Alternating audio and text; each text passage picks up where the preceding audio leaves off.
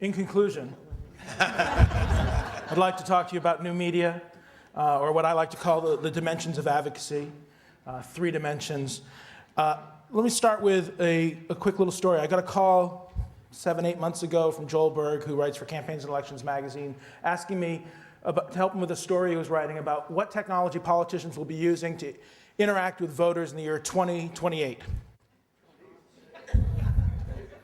Without a moment's hesitation, I told him rowboats. He said, rowboats? I said, yeah, you know, global warming, no electricity, flooding. The only way politicians are going to be able to talk to the constituent is to row up to the front door. Maybe canoes will work, but...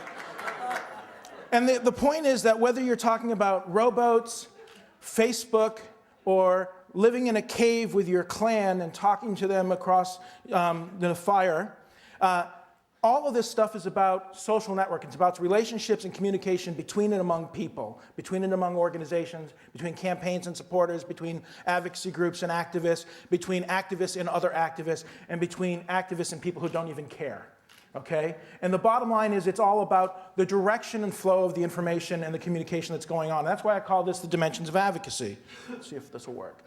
So technology changes how we connect with constituents. Oh, well, yeah, here's my picture. I thought I took this out in the interest of time. But these are rowboats, you know, going up to people's houses in New Orleans during Katrina.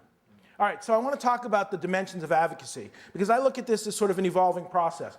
There was a point where the internet was just about broadcast, just like television. People saw it, they put up their website, they had a nice little brochure up there, you know, and over time, the use of this one-way communication, which is the first dimension, one to many, evolved, and it's become more interactive in the sense that there's more bells and whistles, there's moving targets, there's timelines that you can slide up and down and see what happens, maps that you can click on and get information. But the bottom line is it's still one-way information. All right? But the next level is really important, because then we have this whole era of, you know, the two-way communication online. And here we started talking about transactions. Tell us what you think. Report back to us. Email Congress. Write a letter to the editor. Give us money.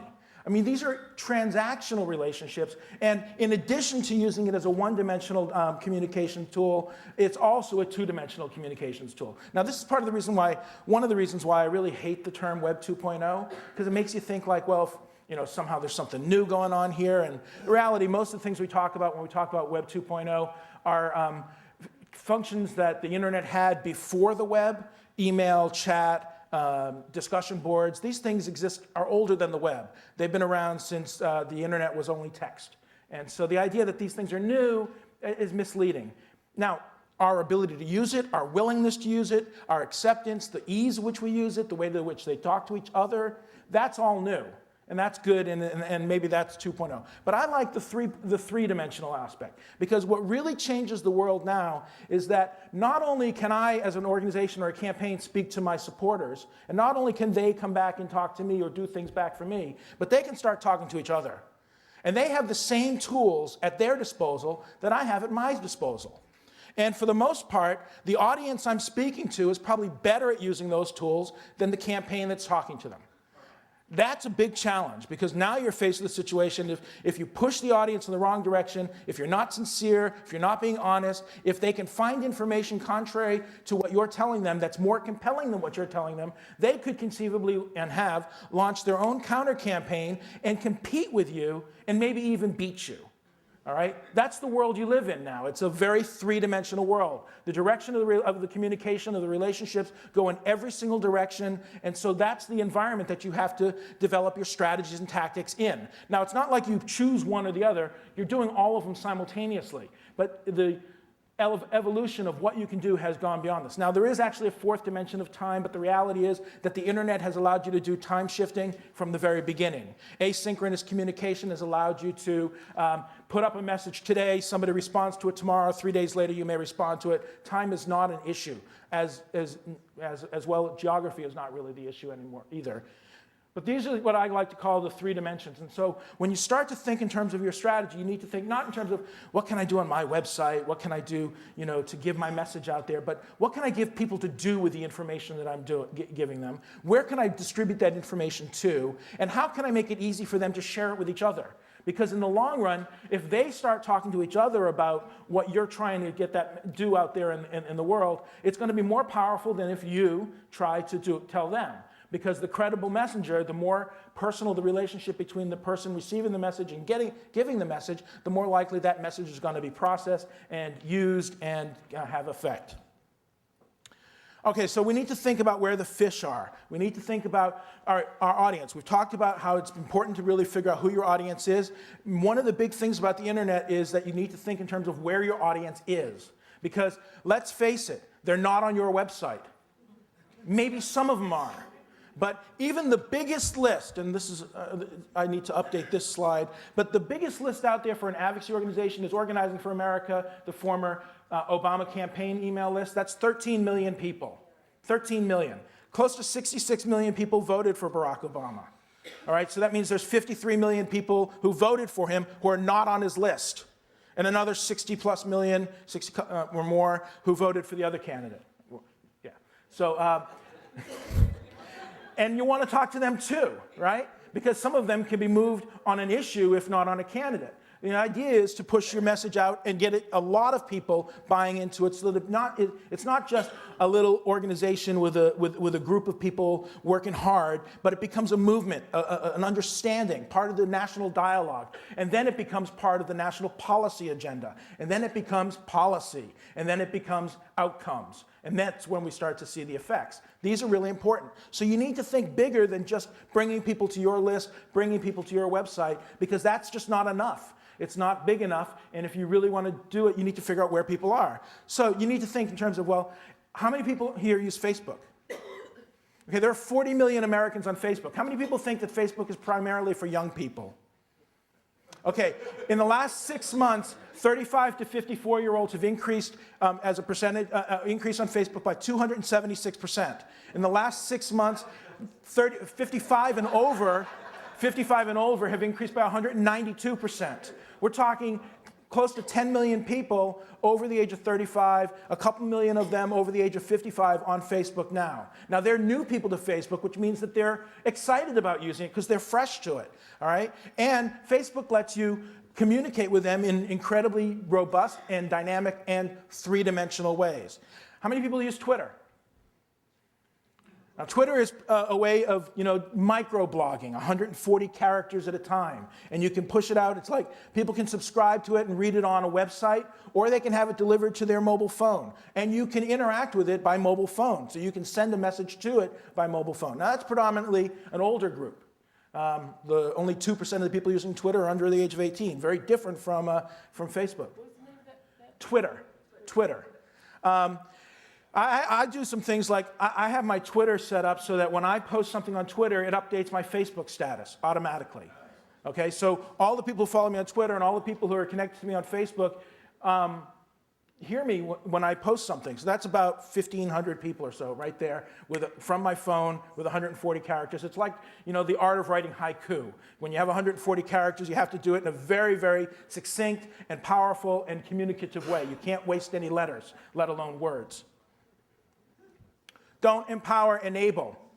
I was on a panel at the Chesapeake Bay Foundation State of the Bay Conference many years ago, and sitting next to a community organizer, founder of Build up in Baltimore, who, Saul Alinsky disciple and all this kind of stuff, and he started yelling at us. He says, "How dare you talk about empowering people?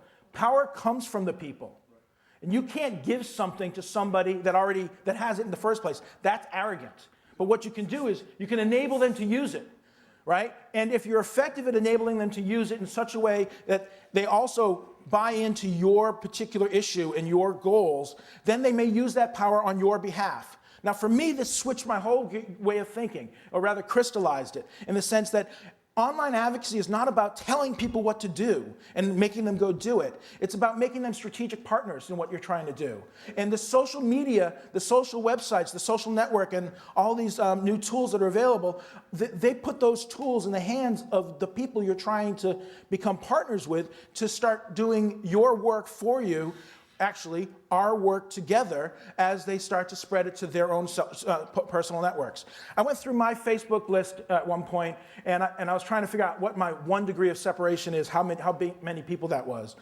And I didn't bother to worry about overlap, because there is certainly some of it. But I went through the first couple hundred people on my list, and I think I'd hit about 220 or so people, and 1 degree separation from that, I had 80,000 people. Looking at the number of friends that they had all total together. Take it 1 degree separation more, a couple more, and I have, as I said, I got about 1,200 or so people on my Facebook list. With my status update, I could potentially be reaching hundreds of thousands of people, if not millions of people. That's amazing. And that puts me in a situation where, as an individual, where I could conceivably launch a new group, say on Twitter, which in one day breaks into the top 25 groups on Twitter and stays there for the last month, which is something I did, just by sending out a message to about 1,200 of my closest friends. So if you're interested, it's on Twitter, they use these things called pound signs or hashtags, pound and then an abbreviation to organize conversations in groups. So you go pound top prog. If you search for that, TOP-PROG, top progressives, you will find about 150 or so messages every day being put out there of people talking about progressive issues on Twitter. Now, the conservatives have something called TCOT, top conservatives on Twitter. They have 1,500 messages a day. We're way behind, which is part of the reason why I did this. We're trying to catch up, but they've been doing it for a lot longer. All right. I already talked about this, about how these technologies have been around. There are different types of audiences that we need to think about online. There are everything from super activists to activists or online political citizens to just your rank and file citizens. Your super activists, those are the people that you can count on to do everything. Those are the people that can be your strategic partners in everything. They're the ones who are going to take your message and be loyal and evangelistic and do everything you ask and then ask you to do things in return, right? And you want to really harness that. Your activists are the rest of the people you have direct relationships with that are going to do some of the things you ask, but they're less active. But they're still there, and they're still a great asset for you, and you can move them into that higher activity if you engage them effectively. Then there's the online political citizens. And these are people who are not necessarily on your list, but they're interested in politics and issues. They're network influentials. They influence their own networks about what to eat, where to go to what restaurants to go to, what clothes to wear, what movies to see, who to vote for, what issues to care about, all that kind of stuff. And then there's the general online citizenry. And granted, we live in a country where, for the most part, a lot of people don't really think about issues in politics. Some of them are busy trying to just make it through the day. Others are busy being distracted. But the bottom line is that we can. When push comes to shove, when certain issues become to the fore, like this mortgage crisis, people who might not have ever been involved in politics and issues all of a sudden have a very personal stake in that. And now it's time to mobilize them. So we can always want to reach out into this broader online citizenry and also think bigger than this, because all these people have friends who are not online. And so we don't think in terms of just doing it online. We think in terms of taking it from the online and delivering materials to those people and ideas and opportunities to take action and having them to share it with not with just their friends online, but with their family and friends who are offline. Give them, flyers that they can put up in the local coffee shop, or PowerPoints that they can show in at a house party, or just a set of talking points and references so that when they go to the family barbecue and somebody starts spouting off just ridiculous talking points from the other side, they can respond to it with substance. Now, you might not convince them to change their mind, but the people listening to the conversation may very well be influenced. Don't miss that opportunity.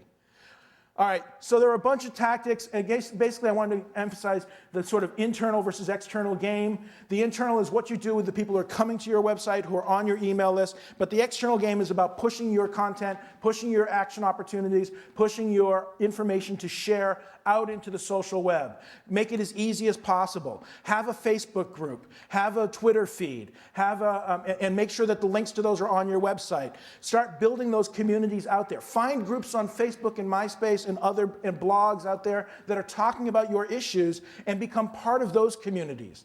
You know, you should probably have a staff person focused on that, but you can also have interns to help you with that, and volunteers and your networks, and start tapping into the people that you call your supporters and ask them to become your ambassadors out to the rest of the world using these great new tools that are available to them. All right, so this is just a brief snapshot of the world online, and I could spend the rest of the day talking about this, but let's just say there's, in the upper left-hand corner, there are a bunch of tools for advocacy, ranging from tools that let you email members of Congress and letters to the editor, to petition sites, to tools that let you raise money for candidates. On the bottom, there are social media tools where you can share video with online communities, you can share photos, you can share events. Eventful lets you do that.